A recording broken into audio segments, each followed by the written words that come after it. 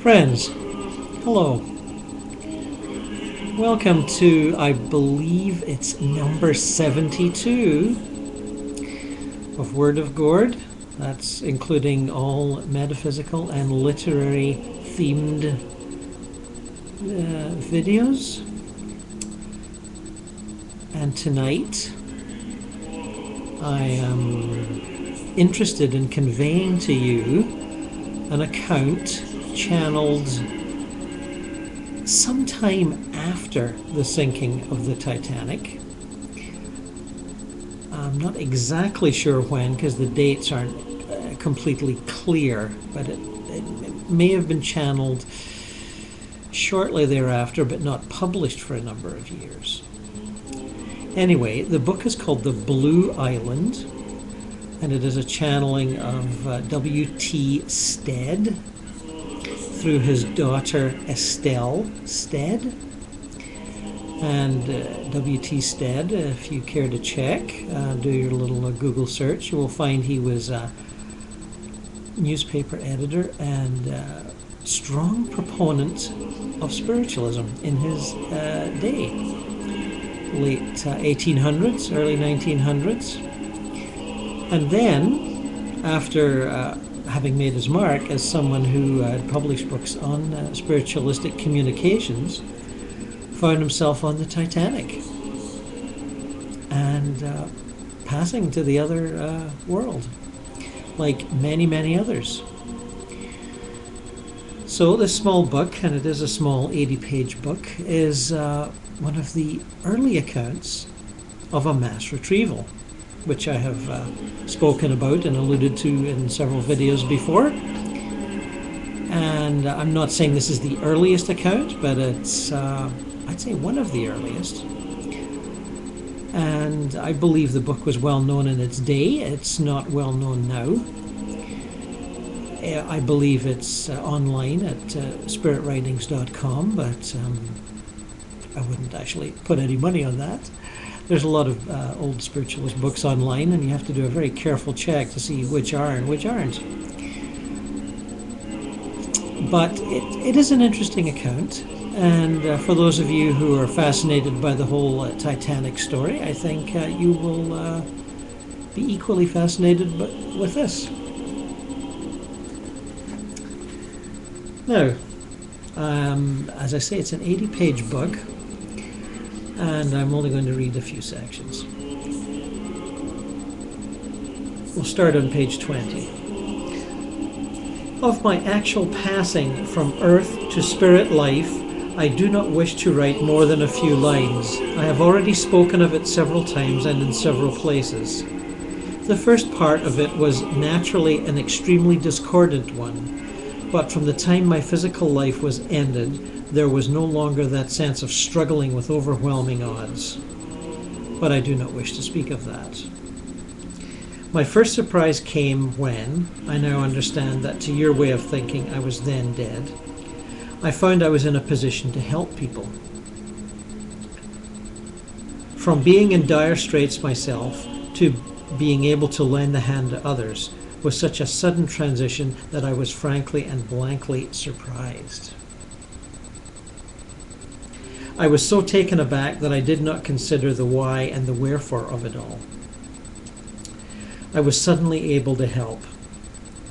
I knew not how or why and did not attempt to inquire. There was no analysis then. That came a little later. I was also surprised to find a number of friends with me, people I knew had passed over years before. That was the first cause of my realizing the change had taken place. I knew it suddenly and was a trifle alarmed. Practically instantaneously, I found myself looking for myself. Just a moment of agitation, momentary only, and then the full and glorious realization that all I had learned was true. Now, he speaks earlier of his involvement in the spiritualist movement and mediumship and things he had learned, theoretically, from books. Oh, how badly I needed a telephone at that moment.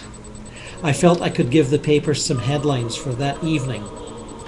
That was my first realization. Then came a helplessness, a reaction, a thought of all my own at home. They did not know yet. What could they think of me? Here was I with my telephone out of working order for the present. I was still so near the earth that I could see everything going on there. Where I was, I could see the wrecked ship, the people, the whole scene, and that seemed to pull me into action. I could help. And so in a few seconds, though I am now taking a long time to tell you, it was only a few seconds really, I found myself changed from the helpless state to one of action. Helpful, not helpless. Was helpful too, I think. I pass a little now. The end came and it was all finished with. It was like waiting for a liner to sail. We waited until all were aboard. I mean, we waited until the disaster was complete. The saved, the dead, alive. Then in one whole, we moved our scene. It was a strange method of travelling for us all, and we were a strange crew, bound for we knew not where. The whole scene was indescribably pathetic. Many, knowing what had occurred, were in agony of doubt as to their people left behind and as to their own future state. What would it hold for them? Would they be taken to see him? What would their sentence be? Others were almost mental wrecks. They knew nothing. They seemed to be uninterested in everything. Their minds were paralyzed. A strange crew indeed, of human souls waiting their ratings in the new land. A matter of a few minutes in time only, and here were hundreds of bodies floating in the water, dead. Hundreds of souls carried through the air, alive, very much alive somewhere. Many, realizing their death had come, were enraged at their own powerlessness to save their valuables. They fought to save what they had on earth prized so much. The scene on the boat at the time of striking was not pleasant, but it was as nothing to the scene among the poor souls newly thrust out of their bodies all unwillingly. It was both heartbreaking and repellent. And thus we waited until all were collected, until all was ready. And then we moved our scene to a different land. It was a curious journey that, far more strange than anything I had anticipated. We seemed to rise vertically into the air at terrific speed. As a whole we moved as if we were on a very large platform, and this was hurled into the air with gigantic strength and speed. Yet there was no feeling of insecurity. We were quite steady. I cannot tell how long our journey lasted, nor how far from the earth we were when we arrived, but it was a gloriously beautiful arrival. It was like walking from your own Indian sky. There, all was brightness and beauty. We saw this land far off when we were approaching, and those of us who could understand realized that we were being taken to the place destined for all those people who pass over suddenly on account of its general appeal. It helps the nerve-wracked newcomer to fall into line and regain mental balance very quickly. We arrived feeling, in a sense, proud of ourselves. It was all lightness, brightness. Everything as physical and quite as material in every way as the world we had just finished with.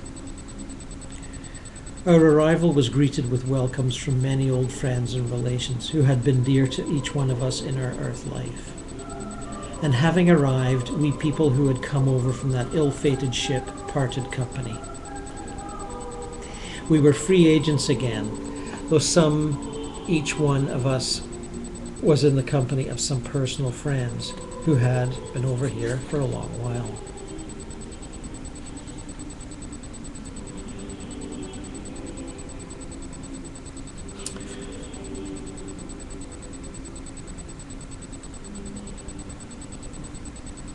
Later he says, at the beginning of the next chapter, I found myself in company with two old friends, one of them my father. He came to be with me to help and generally show me around. It was like nothing else so much as merely arriving in a foreign country and having a chum to go around with. That was the principal sensation. The scene from which we had so lately come was already well relegated to the past. Having accepted the change of death, all the horror of our late experience had gone. It might have been 50 years ago instead of, perhaps, only last night. Consequently, our pleasure in the new land was not marred by grief at being parted from earth friends. I will not say that none were unhappy. Many were. But that was because they did not understand the nearness of the two worlds. They did not know what was possible. But to those who understood the possibilities, it was, in a sense, the feeling, let us enjoy a little of this new land before mailing our news home. Therefore, there was little grief in our arrival.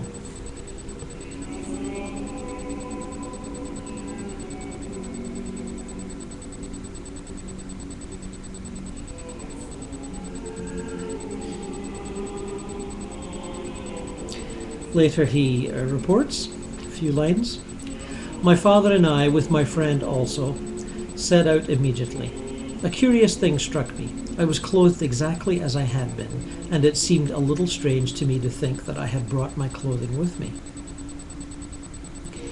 My father was also dressed as I had also known him. Always known him. Everything and everybody appeared to be quite normal, quite as on earth. We went out together and had refreshment at once, and naturally that was followed by much discussion about our mutual friends on both sides. I was able to give them news, and they were able to give me information about our friends, and also about the conditions ruling in this new country. Another thing which struck me was the general colouring of the place. Of England, it would be difficult to say what the impression of colouring is, but I suppose it would be considered grey-green. Here there was no uncertainty about the impression. It is undoubtedly a blue which predominated, a light shade of blue. I do not mean the people, trees, houses, etc. were all blue, but the general impression was that of a blue land.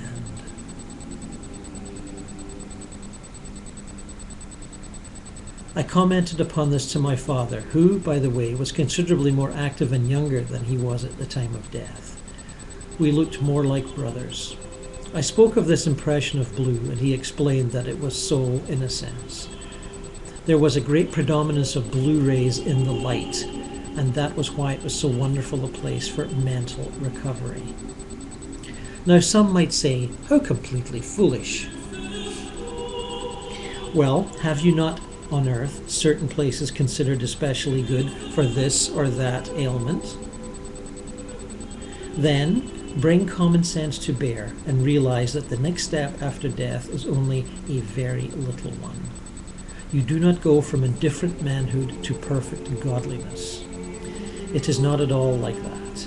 It is all progress and evolution, and as with people, so with lands. We were a quaint population in that country. There were people of all conditions, of all colours, all races, all sizes. All went about freely together, but there was a great sense of caring only for oneself. Self-absorption. A bad thing on earth, but a necessary thing here, both for the general and the individual good. There would be no progress or recovery in this land without it.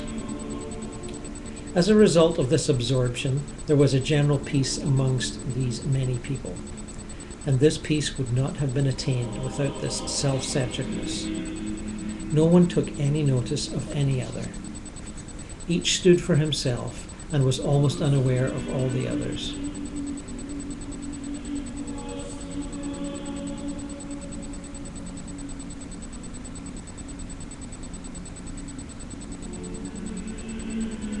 There were not many people whom I knew. Most of those who came to meet me had disappeared again, and I saw scarcely any I knew except for my two companions. I was not sorry for this. It gave me more chance of appreciating all this new scene before me. There was the sea where we were, and I and my companions went for a long walk together along the shore. It was not like one of your seaside resorts, with promenade and band. It was a peaceful and lovely spot. There were some very big buildings on our right, and on our left was the sea. All was light and bright, and again this blue atmosphere was very marked. I do not know how far we went, but we talked incessantly of our new conditions, of my own folk at home, and of the possibility of letting them know how it fared with me, and I think we must have gone a long way.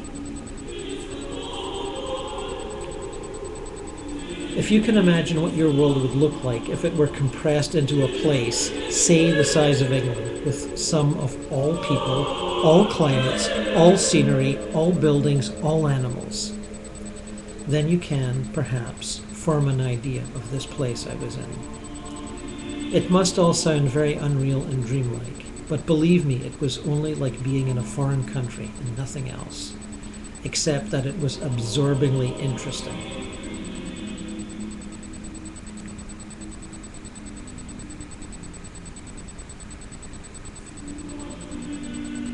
I want to give you a picture of this new land without going too deeply into the minute details. We arrived at length at a huge building, circular and with a great dome. Its general appearance was of a dome only, on legs. I mean a great dome supported on vast columns, circular and very big.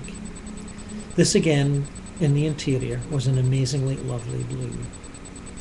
It was not a fantastic structure in any way. It was just a beautiful building, as you have on Earth. Do not imagine anything fairy-like. It was not. This blue was again very predominant, and it gave me a feeling of energy. I wanted immediately to write. I would like to have been a poet at that moment, but as it was, I just wanted to express myself with pen and ink. We stayed there some time and had refreshment very similar, it seemed to me, to what I had always known. Only there was no flesh food. Everything appeared quite normal there too, and the absence of some things which would on earth have been present was not noticed. The curious thing was that the meal did not seem at all a necessity. It was there, and we all partook of it lightly. But it was much more from habit than need. I seemed to draw much more strength and energy out of the atmosphere itself. This I attributed to the colour and air. It was while we were in this place that my father explained the reason and work of the different buildings I had noticed on our walk together.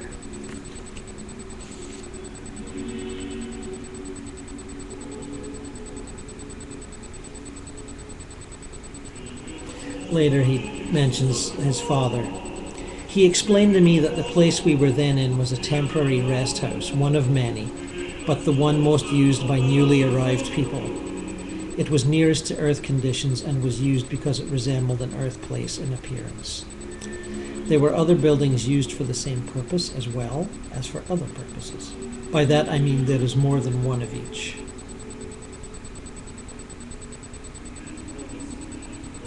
These houses were not all alike. They varied considerably in outward appearance, but there is no need to describe each. To call it a big building is sufficient, and by that you must understand a place like your museum or your portrait gallery or your large hotels. Anything you like, it is near enough. But it was not fantastic in any way and had no peculiarities. Therefore by building, I mean a building only.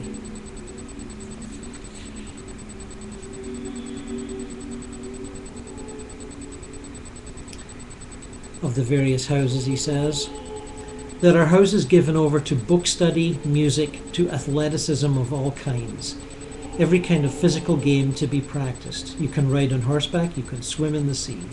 You can have all and any kind of sport which does not involve the taking of life. In a minor degree that can be had too, but not in reality. That is only a make-believe.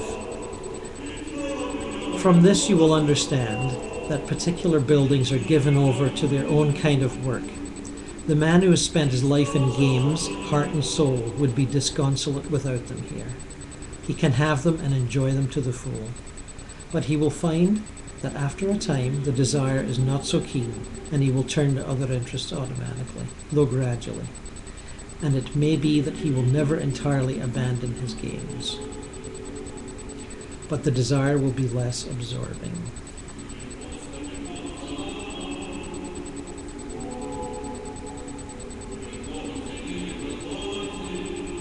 The keen businessman on earth, whose only interest is in making his business successful, will also find scope for ability.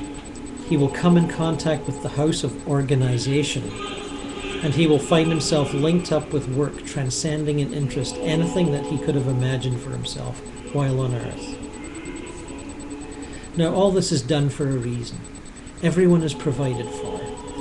On arriving here, there is often much grief, grief that is sometimes incapacitating, and no movement forward can be made until the individual wishes it himself. Progress cannot be forced upon him.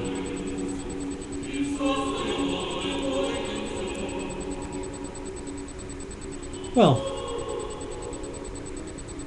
an early view of mass retrievals. I would have enjoyed more detail, but that was all we're going to get. And if I find any more in the early spiritualist literature, I will dig it out and read it for you. It is important to realize that it's not all the product of a contemporary New Age belief system. This stuff goes way back, long before the New Age movement. A little bit of history there. So, on this anniversary of the Titanic disaster, let me bid you farewell on both sides of the veil. Au revoir, mes amis.